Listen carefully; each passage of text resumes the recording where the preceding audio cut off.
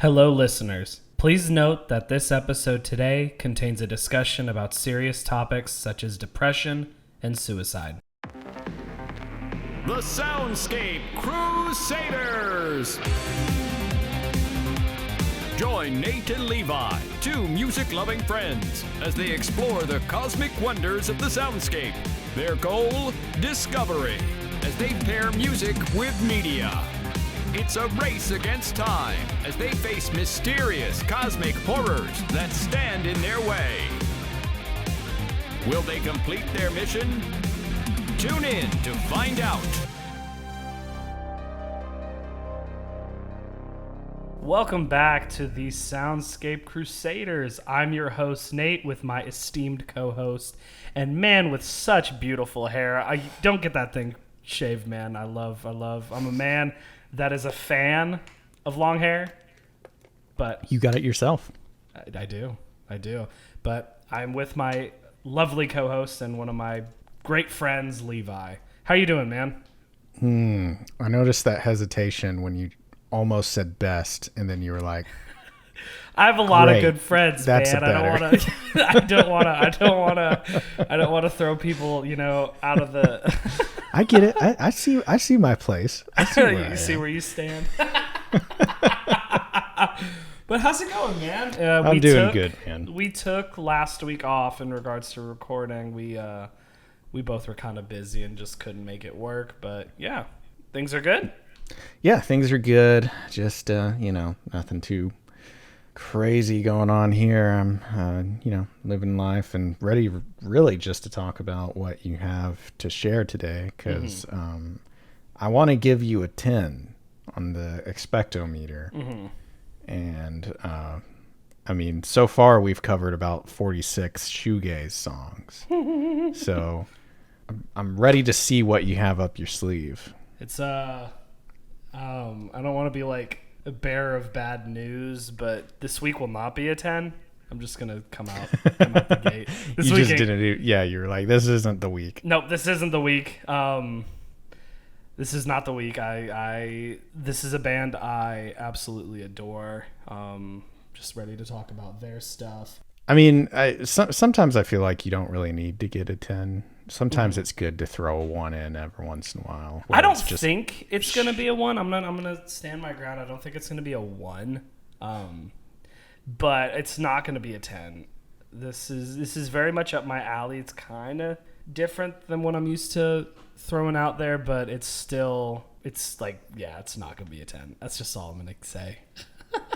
But what I'm saying is it's good to have that balance? Variance. Oh. Yeah, balance. Balance is a good word, because you don't want to just always be discovering, because you might get lost. You got to every once in a while just share something that you really vibe with. And if it's your roots, man, if you came back with another Starcadian song, granted, I'd have to give you a 1 or a 2, but it would still be great. It doesn't take away from the merit of the song itself. The moment he comes out with a new album, it'll probably be happening. Let's get him on the show, man.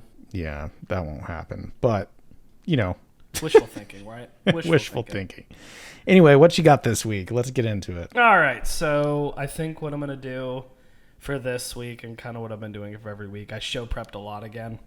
I guess I'm just kind of playing off. Last week was kind of a shit show of a week. It was long and draining and very, very... There was an absence of sleep. So in our last few couple songs have been hopeful. Some haven't been as super hopeful, but they've been very more uplifting in a sense, especially last week. Still love the song. So I think I'm going to come in with some sad boy vibes today. You've been feeling yourself. I have been feeling myself in a horrible way, I guess. Well, because the subject matter of this song is very drab. But I'm gonna introduce the song. I'm gonna get into my show prep, and then we'll listen to it. We'll go from there. Let's do it. All right. So the song we are going to be listening to today is called "I Don't Love" by Have a Nice Life. It's a very, very, very depressing name for a band, for one, and a very, very depressing name for a song. But I think This band is kind of one of those musical enigmas. There's an interesting story behind this band, and it's come up that I think we should talk about on the show. I think it is really interesting. So I'm just going to start diving into it. You ready? Yep. Like I said, the name of the song we're going to be talking about is called I Don't Love by Have a Nice Life. Have a Nice Life is a band formed in 2000 by Dan Barrett and Tim McCouga. They are a post-punk band from Connecticut. So in regards to post-punk, the musicians departed from punk's traditional elements and raw simplicity, instead adopting a broader, more experimental approach that encompassed a variety of avant-garde sensibilities and non-rock influences.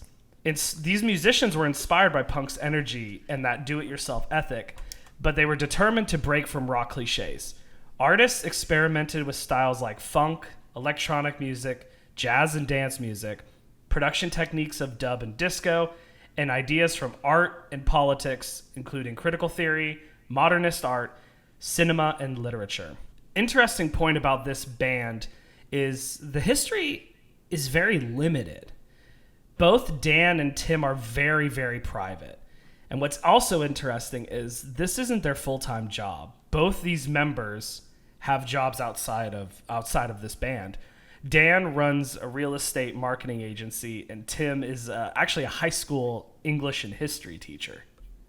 Interesting. So, like I said, we're going to be talking about the song I Don't Love, but I need to talk about the record that this song is off of. The name of that record is titled Death Consciousness. This record has such an interesting history and allure to it that I feel like I wouldn't be doing this song any justice if I didn't talk about this record at all. Death Consciousness is the debut studio album by Have a Nice Life. It was released on January 24th, 2008 on Enemies List Home Recordings. Enemies List Home Recordings calls itself a record label and guerrilla art corporation. On their website, there is a manifesto under their About tab. The whole idea behind this recording label is actually pretty interesting, and also what they stand for is interesting in and of itself. I'm not going to go into it because we'll be spending another 10 minutes, and that's not what this episode's about. But I honestly think, Levi, if you are interested, check it out. I think it's pretty cool. Death Consciousness was released as a double album. The first disc is titled The Plow That Broke the Plains, and the second disc is titled The Future. The original cover art of this record features a darkened version of the painting The Death of Marat by Jacques-Louis David. It's an interesting but grotesque, like Renaissance art painting. And this is of the album? This is of the album cover. So if you type in Death Consciousness under Wikipedia or wherever, you'll find the album. You'll find the album art. You can kind of get the idea of what this record's going to be like just by looking at that by that record cover. All right. So when this album was released, it received very little attention from professional music publications, but it spread through internet message boards and memes. In 2019, magazine publication Kerrang! Noted that it quickly became a viral hit amongst internet communities like 4chan's MU, Sputnik Music, and Rate Your Music. Aided by their relative anonymity? I don't know if that's a word I can't say, dude. So I'm not going to help you. Aided by their relative anonymity and Death Consciousness's ominous liner notes, which describes a fictional medieval cult that worshipped God's murderer, Dan and Tim quickly became stuff of internet myth. Band member Dan Barrett was quoted as saying, "The lyrics were written simultaneously with the songs, though I tend to work in scraps. I'm constantly writing, then culling pieces that I think fit the music to build entire songs around. At the time, I had a job where I would have to be into work at 4:30 in the morning, alone in a giant building, at a desk in front of a giant window. I wrote reams and reams during that time." Regarding how the project came to fruition, Barrett remarked that we didn't really have a grand plan for it. A couple things ended up happening. We were recording songs, and we had a bunch of stuff we didn't know what to do with. We had a lot of material always because we would just get together and always write new stuff. but never work on the old stuff. I think it started coming together as a project around the time my dad passed away, and I think that sort of threw things sharply into focus. In an online Q&A session, Barrett commented on the notoriously lo-fi sound achieved on the album, mentioning how a lot of Death Consciousness was recorded through the pinhole mic on his laptop. Interesting. This, like I was saying, the creation of this record and the history and the kind of this elusiveness of this record, it's almost like it's a myth. It's almost like it doesn't exist. Yeah, that's interesting. The reissue art is a little different, and it kind of looks like, I want to say that's Dan Barrett. I think that's it. Looks like Mike Myers. Oh, it's the guy sitting there with like black behind him, right? Yeah, but it looks like a portrait of like Halloween. Yeah, like a murderer. Michael Myers. Yeah, like his eyes are like sunken in and black. Right. And, I have the reissue on vinyl, but it's the original cover, the alteration of that painting. I have. Yeah, which for those of you who can't see, the painting is like a person.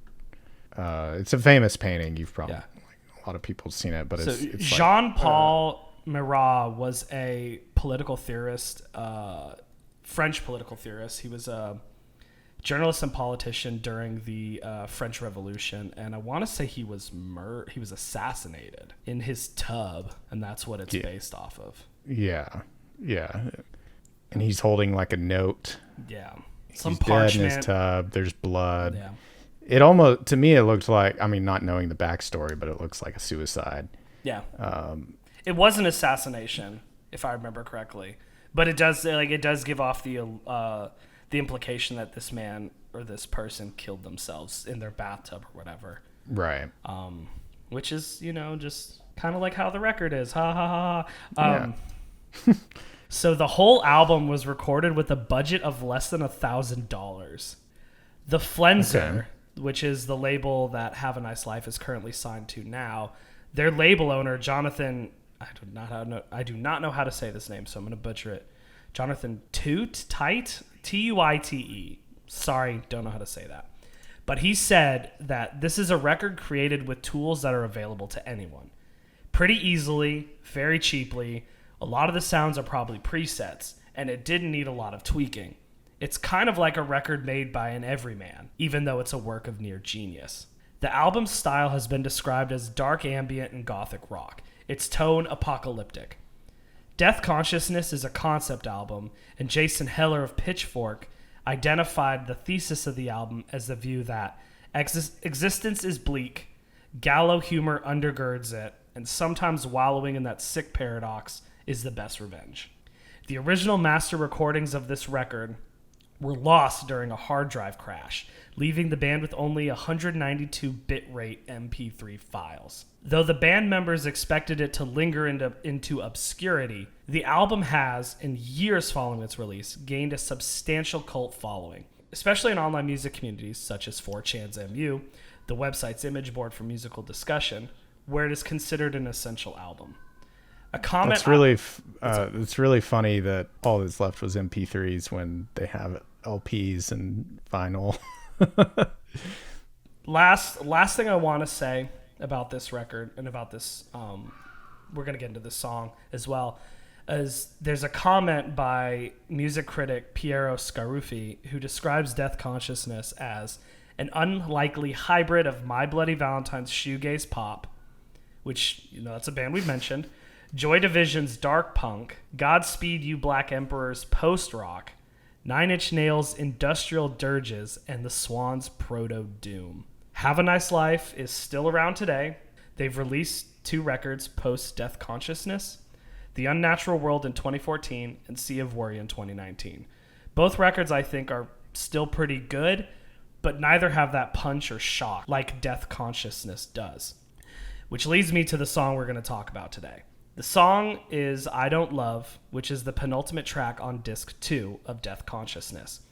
It is a dark and dreary song that encapsulates the thoughts of someone who is ready to end it all. It is one of my favorite tracks off this record, probably my second favorite overall on it. It's not a happy listen for sure, but what Dan and Tim accomplish on this record, despite all challenges, is nothing short of extraordinary. You ready? Yep, I have nothing to say.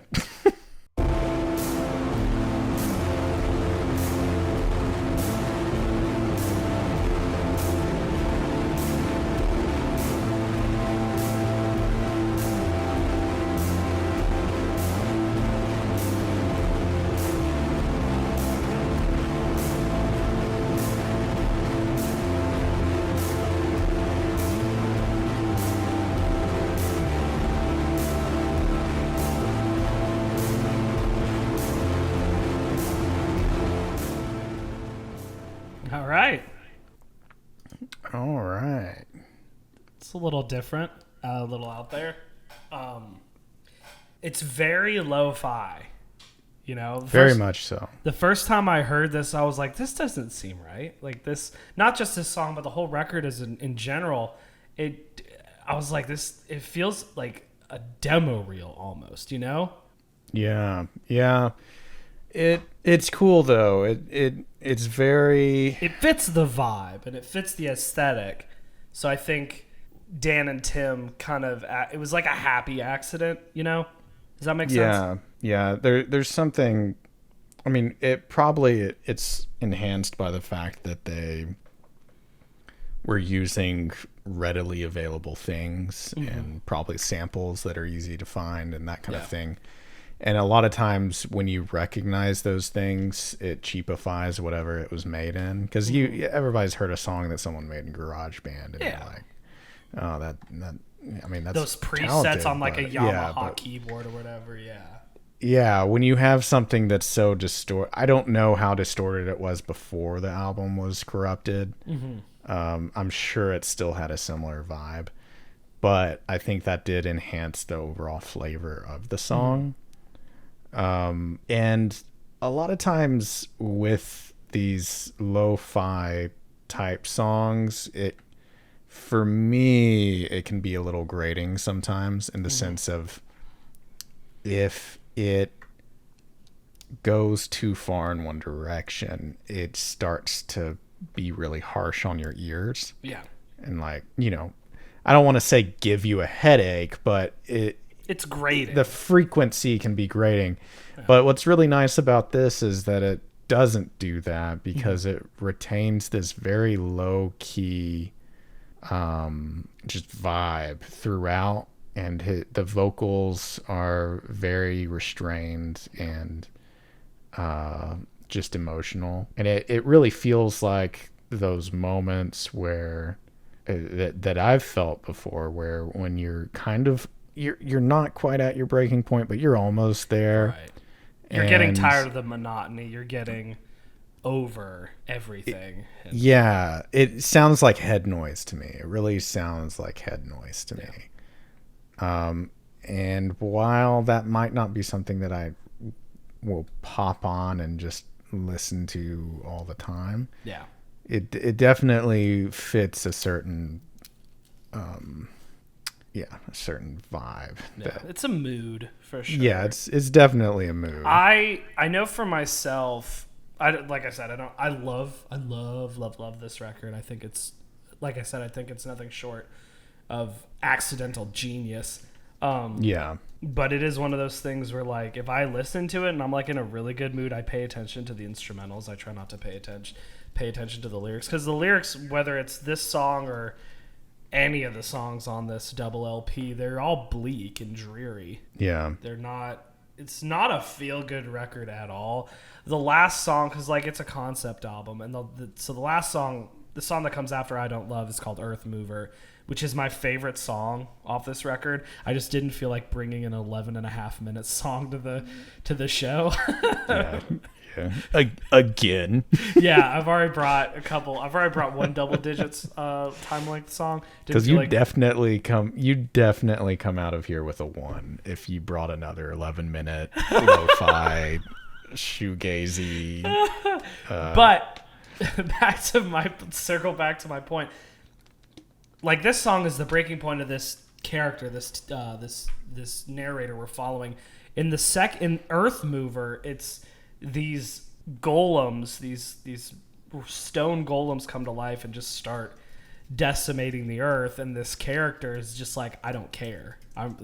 We deserve this. So it's like it ends on such a bleak note, and it starts on a bleak note. It's just it's not a feel-good record, but I think it's an important record, if that makes any sense. Yeah, I mean, it seems like it was met with fast critical acclaim from, I mean, its listeners, maybe not critical acclaim, but it didn't.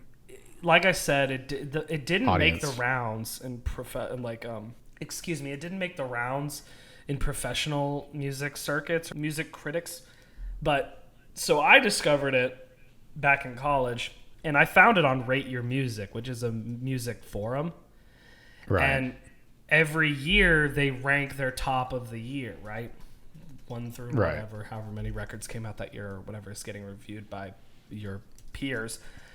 For 2008, number 1 was this record. They put Death Consciousness as number 1 for 2008, and I want to say it's like top 100 of all time on that forum. That's a pretty good accomplishment for a guy who... One of them's a teacher. Yeah, number 79 overall in regards to the history of music.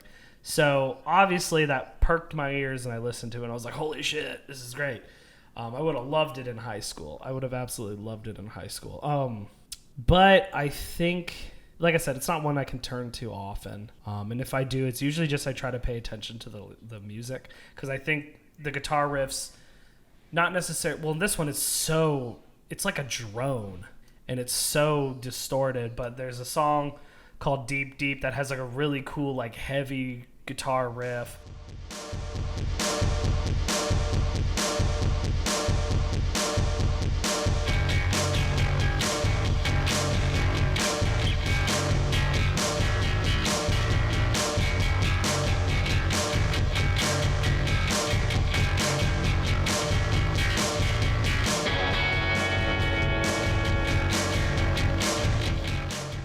Waiting for black metal records to come in the mail. It's a stupid title for a song.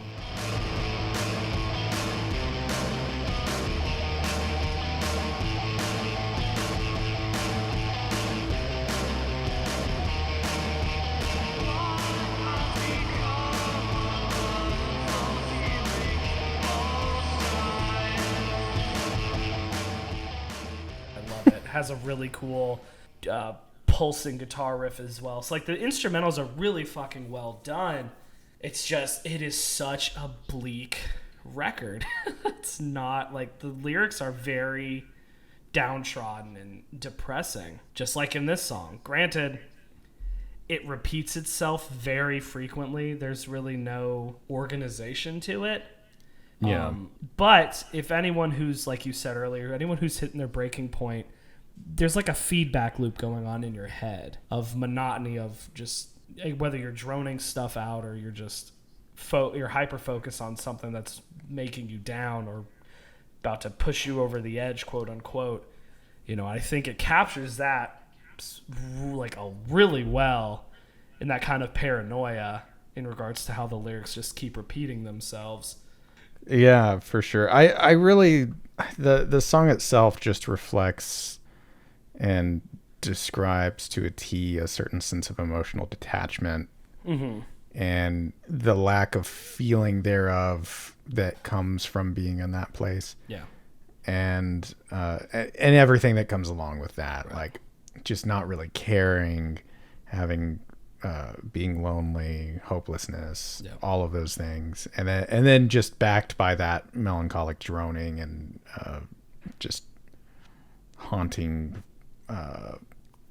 instrumentals, or I don't even know if you'd call that an instrumental, just noise, almost like white noise in a sense. Yeah, it's really good. So yeah, that was a good one. I'm in a good place, everyone. I really like this. I really like this record. Yeah, just in terms of what it is, it's I appreciate anything that kind of defies all odds and makes it here in one solid piece, and not only being a solid piece, but being something that is beloved. Yeah, and it's obviously So- touched a lot of people if people really gravitated towards it. Yeah. So Definitely so. So, I mean, the lyrics themselves, very simple, and very, very depressing. very sad. I don't want to live like this anymore. I don't want to live at all. I don't want to make this face anymore. But if I don't, that's all. And pretty much just repeating that same thing. It's very much, it captures that kind of like existential agony, because it's almost like he's calling out to like a higher being, in a sense. He's calling out to God, if you want to say. And the whole record is nihilistic and full of existential dread. Like, that is such a recurring theme. I mean, like, the last 5 or 6 stanzas, if you want to say that, is Dan singing, I don't love, I don't feel anything where this love should be. And that's repeated until essentially the end of the song.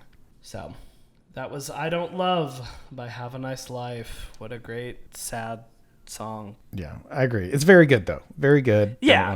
We're not saying it's like a bad song, because it's so well done. It's just, it's not like a Dua Lipa song. You're not putting this on at a party for your friends, or, it's not a stadium anthem. You're going to like a small venue, dingy bar to listen to this shit. Just wait. I'm going to throw this on at the baby shower. I feel like I'll be singled out and kicked out if that happens. Everyone's going to be like, this is depressing, Nate. Get the fuck out. Oh, man. Well, I mean, I have my pick. I don't know too. about you. You do? I'm Okay. ready, man. Okay. Well, I'll go first then. So, like we said, this song covers a lot of things, all regarding sadness, depression, hopelessness, loneliness. The list goes on. And what really got me was, like I said earlier, the absolute emotional detachment that it has from itself, I guess is the best way to put it. Mm-hmm. It's just a very numbing song, and it really conveys that feeling of being numb. Like all of the Genius comments, like we've talked about, which, is a symptom of depression and all that kind of thing. So that kind of got my wheels spinning. And eventually I landed on a movie that I actually came across one year on, I don't remember what year, but there was a year where it was New Year's Eve, and Lauren and I were staying in, and we were like, let's just watch a movie to ring in the new year. Just have a nice night to where we can just chill. Let's find a rom-com.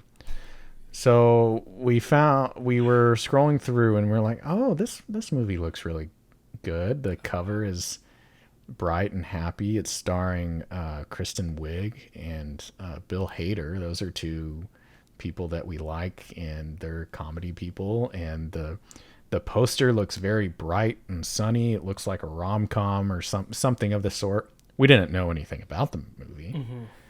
Mm-hmm. So we turned it on. This movie is a 2014 independent film directed by Craig Johnson, starring Kristen Wiig, Bill Hader. The movie itself is The Skeleton Twins. Hey. Have you read Marley and Me? Yeah. Sad. Why is it sad? You don't know what happens? No, that's why I'm reading it. What, does the dog die at the end? No, I'm not saying anything. Look how much I had left. I was thinking you'd come stay with me. It's okay if I tell him we're trying to get pregnant. That's great. And you say we are because it's not sexist that way, right? That's what you told me. Yeah. I can't wait to be the creepy gay uncle. You're hired. Well, last I heard you moved Did she out. sleep with Draco Malfoy? Or is that not that actor? Who that actor was? I couldn't tell. Oh, okay. And I don't remember. But yeah, so I mean, all you got to do is on the YouTube trailer on YouTube, the number one comment is, "This film is probably the most accurate portrayal of depression I've ever seen." Oh, nice. So basically, and that trailer honestly makes it look a lot more lighthearted than it actually is. No, I believe it. I believe it. But it's very good. Very good. So basically, the movie follows two estranged twin siblings, Maggie and Milo, who were played by Kristen Wiig and Bill Hader, who haven't seen each other in 10 years. Excuse me. And the movie opens with, from what I remember, I think they both are contemplating suicide on the exact same day. And that all culminates into somehow Milo has to move in with Maggie and her husband. So they're both dealing with different things, right? She's a dental hygienist who is married to this guy who wants to start a family, but she's unhappy and has been having an affair. Meanwhile, Milo is an unsuccessful gay actor who recently broke up with his partner. So when they reconnect, they are both dealing with their own separate but kind of the same personal issues, same but different, and their depression. So they eventually open up to each other and kind of, work on their own relationship. But the reason I picked it for this song is because they share a lot of similar themes, obviously the depression, loneliness. But beyond that, they both share the same kind of emotional weight and explore the same kind of complexities that someone dealing with mental illness and depression may have. So it's dealing with depression. So the characters are kind of experiencing that same sense of numbness and detachment. And then even beyond that, there's instances where there's, trigger warning for suicide attempts and childhood sexual abuse. And it's just a bevy of things. So you can imagine when Lauren and I were turning on what we thought was a rom-com, because we didn't look up anything about the movie. We just wanted to watch something blind. We were a little thrown off. It has Bill Hader, mostly known for his comedic work, or at least especially back then. Same with Kristen Wiig. Same. Luke Wilson, same. And Ty Burrell from Modern Family, the dad, same. And you're like, oh, it's rated fresh on Rotten Tomatoes. Really funny and surprisingly emotional is the pull quote. Like, no, it's very emotional and surprisingly at times funny. You need to flip that shit around, yeah. Because there are nice moments where they, that'll make you smile and whatnot, but it's not a lighthearted movie. But it's perfect for this song, and so that's why I picked it. Oh, also it had a lot of critical acclaim. Premiered at Sundance. They won some film festival awards for it. Nominated for the Independent Spirit Awards. In terms of ratings, Rotten Tomatoes, it's an 86. Metacritic is a 74. Google 76. Okay, that's good. So pretty good. Pretty upward facing, right? Hey, that's pretty good. So if you're feeling like, listening to this song and then being sad and then watching a movie and being sad again, The Skeleton Twins is currently free on the Roku channel. It's also free on Freevee. Those are two. Oh, and Pluto TV. So that's 3 free services. You don't have to have a subscription to watch it. Just ads. So there you go. There's my pick, Nate. I like it. I mean, I haven't seen it, so I don't have much to add. I can see how that trailer is a little misleading, because it seems like it's lighthearted with very deeper elements kind of sprinkled on top. When you, like you said earlier, it should be reversed. And that's the thing, is there's always, whether the underlying theme or whether it's in your life or whatever, your underlying emotions are on the more downside. There sometimes are moments that are happier sprinkled over it. So I think that's a pretty cool encapsulation for sure. I mean, it looks good, man. I don't have much to say. Yeah, there's not much to add. So. No, it sounds like you really kind of covered your bases on it. It makes sense as to why you would pick it for sure. I like it, man. I think it's a good choice. For sure. Let's hear what you got now. Okay, so this movie that I'm choosing is kind of a weird... The fact that I stumbled upon it is kind of a weird circumstance. So back in 2020, this was October, so this was like, in the pandemic, one of my good friends got married, and I was his best man, and one of his groomsmen this groomsman and I are friends as well. His name's Eric. I'll just use his name for the story. Eric and I were talking about this movie that came out in 2018 that I just seen recently called Burning. It is a South Korean film directed by Lee Chang-dong, and it was his most recent, I want to say it's his most recent film. And he was telling me about a movie that was directed by this same director that came out in 2000. The wedding happens, yada, yada, yada. We drive back to Dallas. He gives me a copy of this movie, this South Korean movie. This movie is titled, and this is the movie I'm picking, came out in 2000. This movie is titled Peppermint Candy. And all my friend Eric told me about this movie is it starts out with a man committing suicide by train, and then it goes backwards in sequential order. It goes back in time.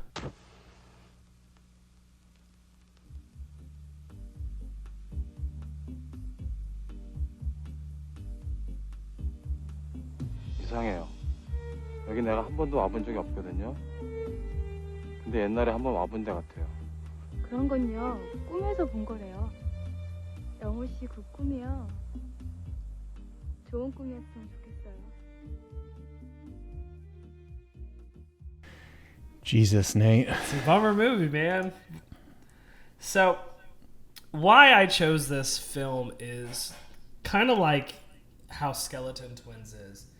Peppermint Candy follows this character, Yong Ho, and it goes back from 99. It's a 20-year period. And it starts off with the end of his life at this 20-year period, goes back to the beginning of this 20-year period. I think it's from 99 to 79, I think, if I remember correctly. And this movie, like the song, captures that hopelessness because this character, Yong Ho, goes through at one point his wife is comatose in the hospital. He has to do at one point he has to do, in South Korea you have to do mandatory military service. Like I was saying, it encapsulates this man going through trials and tribulations through these segments they go through, these different years, these different time periods they reflect on. And just like the song, there's monotony to it, there's a sense of detachment. And because he gets shot when he's during his military service, his wife is having an affair at one point, and it's kind of ironic because he's having an affair at the same time. And like in the end of the trailer, he says he wants to go back. That's what he says, trigger warning, before the train hits him. And it's kind of like in the song, his plea to a higher being, to a God, whatever you believe in, his plea to that being to, whatever, get back to a better place, get back to how things used to be, to where things were happier. And this movie, like the song in the album, it captures life, through a lens that, you hope no one ever goes through. Does that make sense? Yeah. There are parts where you feel bad for him, and then there's parts where you don't, because he's cheating on his wife at one point, and it's just such a downtrodden bummer movie. As the movie progresses forward time-wise, like from 1 second to 2 seconds to minutes to hours, you go back in time. which is a really interesting concept because it explains why he ended up where he did in front of that train. And with the creation of Death Consciousness, it was also kind of out of the box and it was non-conventional. I think it's a good, I thought Peppermint Candy was a good movie when I saw it, but it's also one of those pictures I'm okay with never really seeing again. Right. Because it's beat by beat, it's just, aside from the last vignette they show in the movie, which is him and his future wife as young students, it's what he wanted to go back to, I'm presuming. It's very hopeful, and it's very, like, he's in love with this girl, and he's kind of dreaming this beautiful future with her, and how he wants to create this beautiful future with her. And it shows, it's just interesting, because you see the end result. It starts off with the end result, and then you see how he got to the end result. Like I said, it's a non-conventional kind of movie. This record was non-conventional in its creation. I Don't Love is depressing. Peppermint Candy is hella depressing. That's about all I got. Well, I am bummed out. Yeah, sorry. Yes. I will say this, though. It's not streaming anywhere. I don't know where you can find it. I don't think you can even rent it on Amazon because it's not available in our region. I only saw it because I borrowed a DVD. You can rent it on Google Play. That looks like the one place. Okay. So if you're wanting to watch it, it's one of those artsy fartsy films that we probably would have talked about in school, you know? Right. So that's kind of where that's where I'm at. Yeah, and I probably would have eaten it up back then too. But I mean, it sounds great. Sounds good. I don't know if I'm going to be running to watch it right now, but yeah, but it sounds good. I guess we should move on to the expectometer, right? Yeah, I mean, I presented my movie, you presented your movie. I talked, a mouthful about the song and all that. Hit me up. I know it's not a 10, and that's, you know what, I'm okay with that. I'm okay. So this episode, if you've been hearing us talk about the expectometer, 1s and 10s and all kinds of things, it's because we have a gimmick where we rate the song based on how much it was expected. 10 is completely unexpected. You shook me. 1 is completely expected. You did not go out of your box. Has nothing to do with quality or anything like that.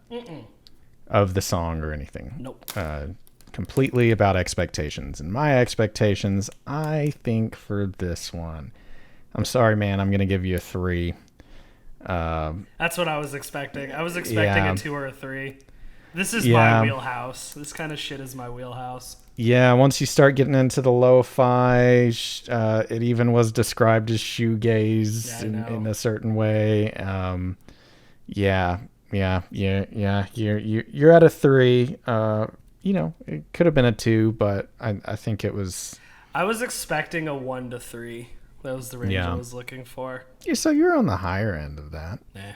And this whole episode we've talked a lot about very adult themes and triggering things. So if you feel like you need to talk to someone about that because you're feeling the same way, the National Suicide Hotline number, or just if you need a little something, is 988. Very easy. Used to be very complicated, but they recently changed it. So, but I think it's things that you shouldn't shy away from either, because you never know what someone's feeling. I mean, obviously you come across themes like this in art, movies, all the time.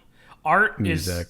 Art can be born from pain. Yeah, is often born from pain, I think. All right, and that is the end of the episode. If you come find us on social media, on Twitter we are at Sound Crusaders, at Instagram, YouTube, TikTok.